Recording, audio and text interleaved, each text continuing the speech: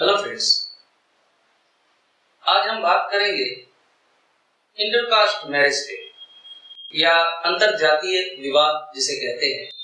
सीधे शब्दों में अगर कहें तो प्रेम विवाह जिसे कहते हैं। ये इंटरकास्ट मैरिज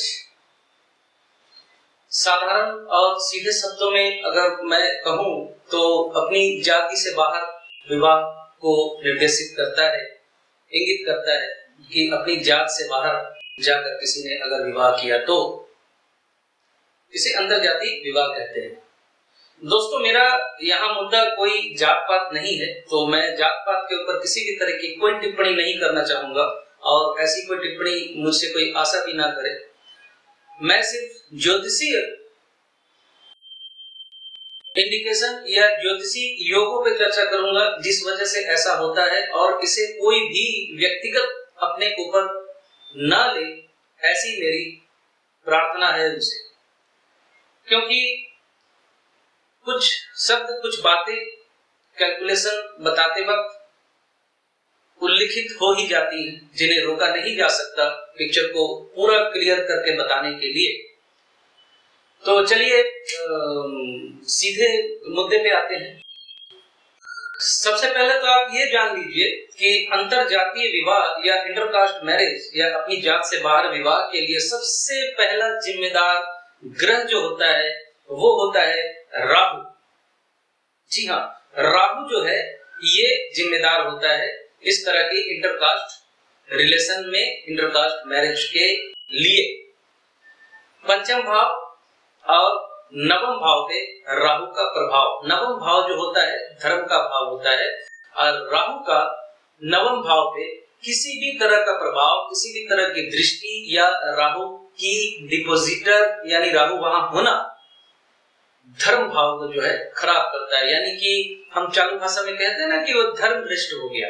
तो राहु का जो मूल नेचर है, राहु का जो मूल स्वभाव है वो है बाउंड्री को तोड़ना, किसी भी तरह के सामाजिक बंधन को नकार देना, किसी भी तरह के सामाजिक बंधन को तोड़ना, बगावत करना, ये सब जो है राहु के अंदर आता है।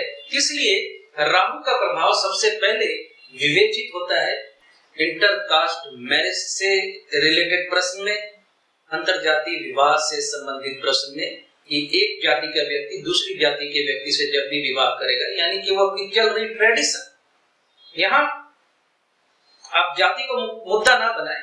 यहाँ जो कहने का मुख्य भाव ये है कि ट्रेडिशन, परंपरा, जो परंपरा चली आ रही है, जो ट्रेडिशन चला आ रहा है, उसे राहु ब्रेक करता है। यानी कि राहु जो है परंपरावाही ग्रह नहीं है, परंपराओं को मानने वाला ग्रह नहीं है। तो राहु किस तरह के मनोभाव उत्पन्न करता है, राहु किस तरह के संबंध बनवाता भी है।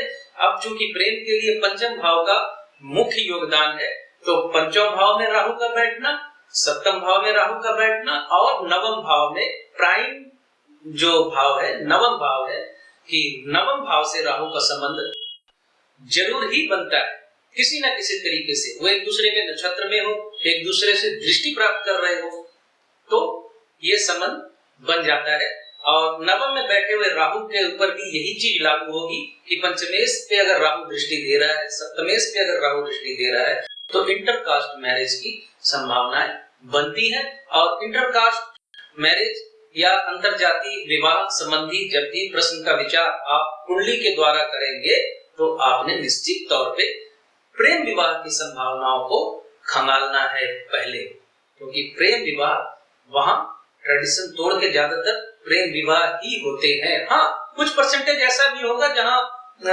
दो जाति के लोगों ने आपसी सहमति, आपसी रजामंदी से ही कर दिया कि हाँ भाई लड़की पसंद आ गई है, हम पहले से ही नहीं मानते ये सब बातें, चलिए हम मिल बैठ के बात कर लेंगे, वो एक अलग बात है।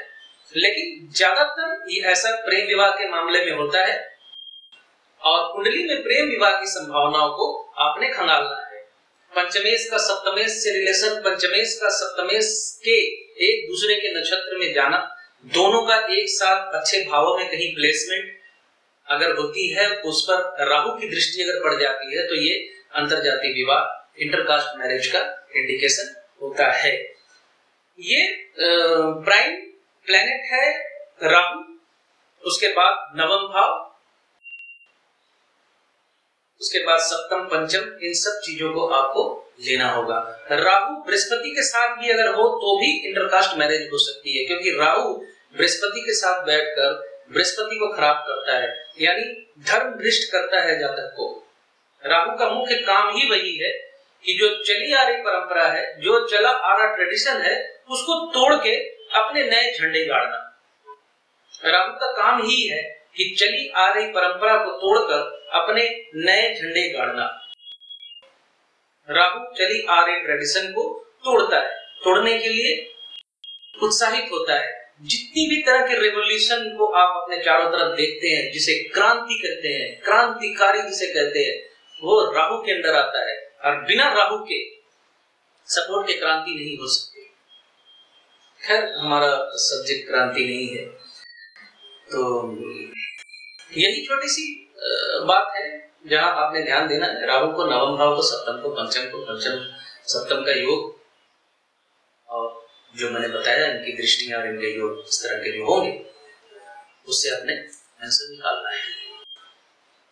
ठीक है, आशा करता हूं कि जिन्होंने प्रश्न पूछा था उनको भी कुछ समझ में जरूर आ जाएगा, और बाकी स्टडी करेंगे तो और बातें खुलकर सामने आ जाएंगी। ये प्राइम बिंदु है जो मैंने बता दी। ओके, फिर मिलते हैं किसी दूसरे वीडियो में, किसी नए विषय के साथ, किसी नए सब्जेक्ट के साथ।